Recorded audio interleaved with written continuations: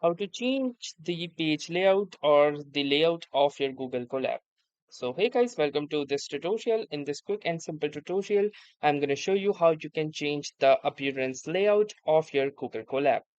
So for that, the first thing that you will need to do is head on to collab.research.google.com, and once you are signed in your Colab account, you will see a screen like this. I have opened a particular notebook for reference. So now the next thing that you need to do in order to change the same is head on to the settings button and click onto the site options. Now within site, you will see the default page layout, which is currently set to vertical.